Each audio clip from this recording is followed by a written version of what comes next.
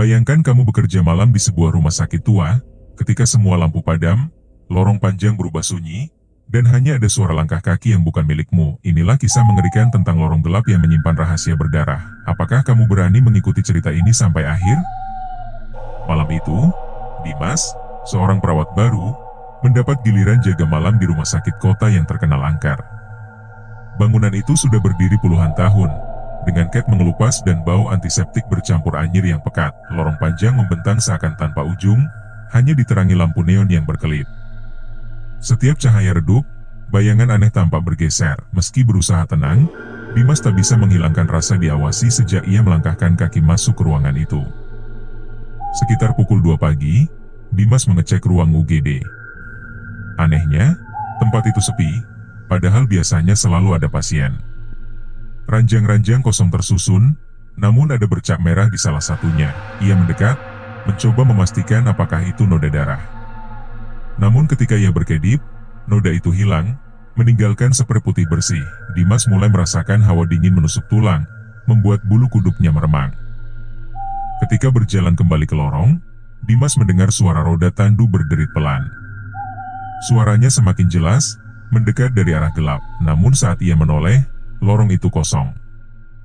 Hanya lampu redup berkelip-kelip. Suara itu tetap terdengar, seolah melewati tubuhnya begitu saja. Dimas berdiri kaku, tubuhnya bergetar. Seakan ada sesuatu yang tidak terlihat sedang mendorong tandu di lorong itu. Saat ia mencoba menenangkan diri, sekilas Dimas melihat sosok pasien berbalut perban berjalan pincang. Tubuhnya berlumuran darah, wajahnya tak bisa dikenali. Pasien itu melintas tanpa suara, langsung menghilang ke balik pintu ruang operasi yang seharusnya terkunci. Dimas menelan ludah, rasa takut kini berubah menjadi ketakutan murni. Penasaran sekaligus takut, Dimas memberanikan diri membuka pintu ruang operasi itu. Anehnya, pintu tidak terkunci. Begitu masuk, ruangan tampak gelap dengan bau anyir menusuk. Di meja operasi, ia melihat bercak darah yang masih basah, menetes ke lantai. Namun tak ada seorang pun di sana. Saat ia berbalik, pintu menutup sendiri dengan suara keras, membuatnya terkunci di dalam. Tiba-tiba terdengar suara tangisan lirih seorang perempuan.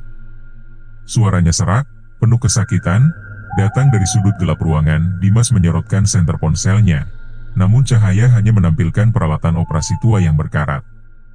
Tangisan itu terus terdengar, makin dekat. Saat ia menyorot ke arah suara, terlihat sosok perempuan bergaun pasien penuh darah, matanya kosong, menatapnya. Dimas berhasil keluar dari ruang operasi, berlari ke lorong. Namun lorong itu terasa semakin panjang, seakan tak ada ujung. Semakin ia berlari, semakin banyak pintu kamar terbuka, memperlihatkan ranjang-ranjang kosong. Dari dalam kamar, muncul suara bisikan serempak, memanggil namanya. Dimas, ikut kami. Ia mencoba naik lift untuk kabur, menekan tombol lantai dasar. Tapi lift justru bergerak turun ke lantai yang tidak ada di tombol panel. Angka digital menunjukkan B3. Begitu pintu terbuka, lorong bawah tanah terbentang gelap, penuh bau busuk. Suara tetesan air bercampur jeritan samar terdengar. Dimas tahu ia tak seharusnya keluar, namun pintu lift menutup sendiri, meninggalkannya di sana. Lorong bawah tanah itu ternyata menuju ruang penyimpanan mayat. Puluhan laci besi tersusun, beberapa terbuka dengan kain putih menyembul keluar. Dimas melangkah gemetar. Tiba-tiba, salah satu kain bergerak sendiri, seperti ada yang berusaha keluar. Laci besi lainnya ikut berguncang satu persatu, disertai suara jeritan dari dalamnya. Salah satu kain terbuka, memperlihatkan tubuh pasien pucat dengan mata kosong. Tubuh itu bangkit perlahan, menoleh ke arah Dimas dengan mulut penuh darah. Mayat lain ikut berdiri, semuanya mengerumuninya. Kau milik kami, bisik mereka bersamaan. Dimas berlari panik, tak tahu kemana harus pergi. Ia menemukan tangga darurat dan segera naik. Namun anehnya, setiap kali ia naik beberapa lantai, papan penunjuk tetap menunjukkan B3. Langkahnya makin cepat, tapi suara langkah lain terdengar di belakangnya, seolah sesuatu sedang mengejarnya. Nafasnya tersengal, jantungnya berdegup keras, tubuhnya hampir ambruk. Tiba-tiba, di atas tangga, muncul sosok perawat dengan seragam putih penuh darah.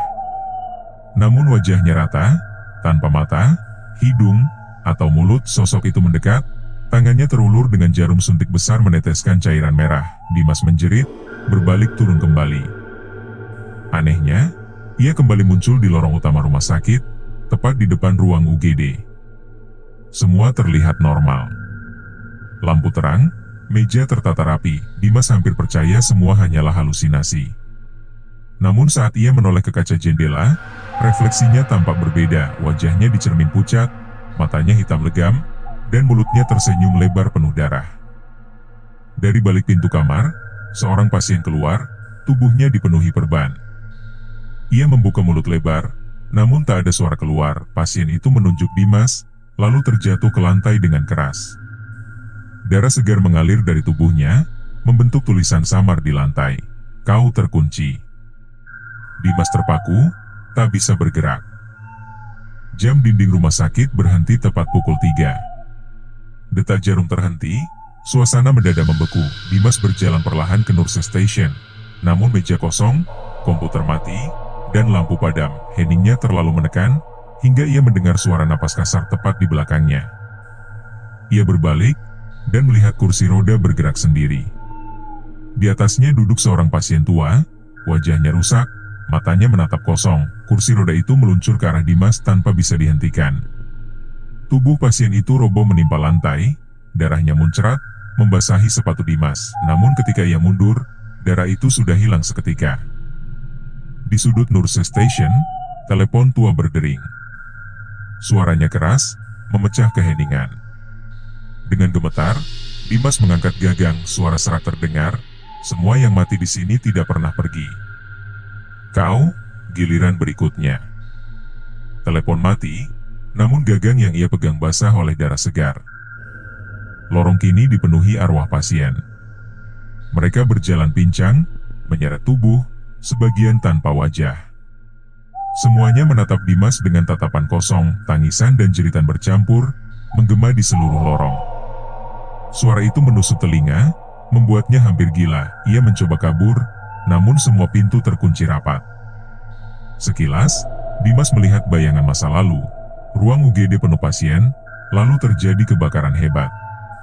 Jeritan, teriakan, dan tubuh-tubuh terbakar memenuhi ruangan. Ratusan jiwa tewas malam itu, dan sejak saat itu lorong rumah sakit menjadi angker. Kini, Dimas menyadari ia hanya korban berikutnya dalam siklus teror itu.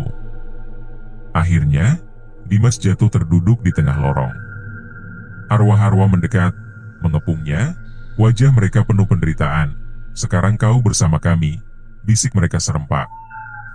Dimas berteriak, namun suaranya tenggelam dalam kegelapan. Lorong rumah sakit itu kembali sunyi, menunggu korban berikutnya. Lorong gelap di rumah sakit kota bukan sekadar cerita hantu. Itu adalah kutukan dari tragedi berdarah yang tidak pernah selesai. Setiap orang yang masuk terlalu dalam, akan menjadi bagian dari mereka. Jadi, jika suatu saat kamu lewat lorong rumah sakit yang terasa aneh, jangan pernah menoleh ke belakang.